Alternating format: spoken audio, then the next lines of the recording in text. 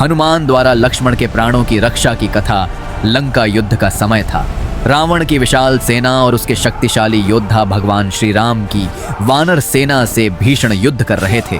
चारों ओर धूल, शोर, अस्त्र शस्त्रों की टकराहट और आकाश में उड़ते बाणों की वर्षा थी। धर्म और अधर्म के इस महायुद्ध में हर क्षण नया संकट सामने आ रहा था। इसी युद्ध के बीच रावण का पुत्र मेघनाद, जिसे इंद्रजीत भी कहा जाता था, उसने एक अत्यंत घातक ब्रह्मास्त्र का प्रयोग किया।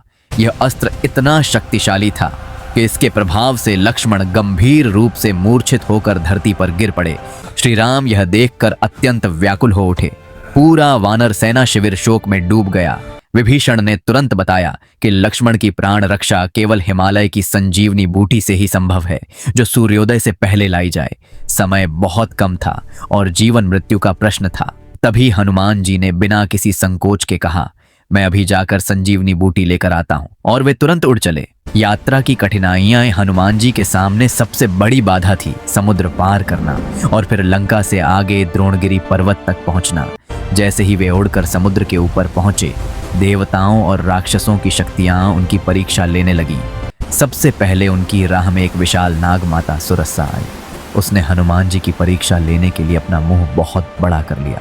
हनुमान जी ने अपनी बुद्धि का प्रयोग करते हुए अपने शरीर का आकार बढ़ाया और फिर तुरंत छोटा होकर उसके मुख से निकल गए। सुरसा प्रसन्न होकर उन्हें आशीर्वाद देकर मार्ग छोड़ देती है। इसके बाद समुद्र के भीतर रहने वाली छाया रूपिणी राक्षसी सिंहिका आई। वह उड़ते हुए जीवों की परछाई पकड़कर उन्हें खींच लेती थी। उसने हनुमान जी की छाया पकड़ ली, लेकिन हनुमान जी ने तुरंत अपने शरीर को छोटा कर उसकी पकड़ से निकलकर उसे परास्त कर दिया। आगे बढ़ते हुए एक पर्वत मार्ग में स्वयं मैनक पर्वत ने उन्हें विश्राम के लिए रोकने की कोशिश की, क्योंकि वह चाहता था कि हनुमान कुछ क्षण विश्राम करें। लेकिन हनुमान जी जानते थे कि समय बहुत कम है, इसलिए उन्होंने विनम्रता से मना किया और आगे बढ़ गए। संजीवनी पर्वत की खोज जब हनुमान जी लंका पहुंचे और द्रोणगिरी पर्वत पर गए, तो वहां एक नई समस्या सामने आई। संजीवनी बूटी पहचान में नहीं आ रही थी, क्योंकि वह कई जड़ी बूटियों के बीच छिपी थी। समय बहुत तेजी से बीत रहा था और सूर्योदय नजदीक था। हनुमान जी ने तब निर्णय लिया कि वे पूरा पर्वत ही उठा ले जाएंगे, ताकि किसी भी औषधि की कमी न रह जाए। उन्होंने अपने विशाल रूप में पर्वत को अपनी भुजाओं में उठा लिया और आकाश मार्ग से वापस चल पड़े। जब हनुमान जी संजीवनी पर्वत लेकर लौट रहे थे, तब रावण की सेना ने उन्हें रोकने का प्रयास किया।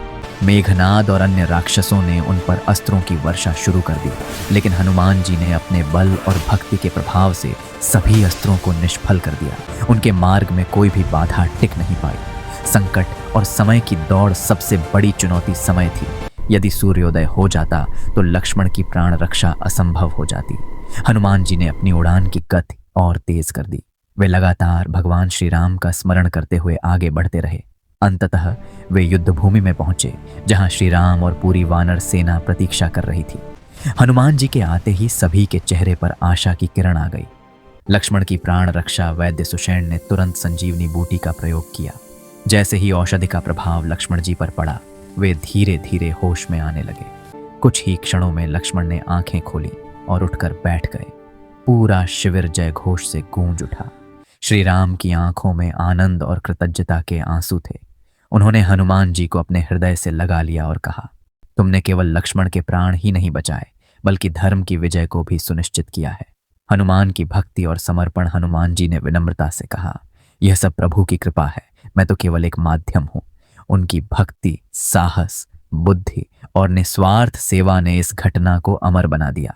उन्होंने यह सिद्ध कर दिया कि सच्ची शक्ति केवल शारीरिक बल में नहीं, बल्कि समर्पण और धर्म के प्रति निष्ठा में होती है। निष्कर्ष, इस घटना के बाद युद्ध और भी भयंकर हुआ, लेकिन लक्ष्मण के जीवित होने से श्री राम की सेना का मनोबल कई गुना बढ़ गया। अंततः अधर्म पर धर्म की विजय हुई और रावण का वध हुआ।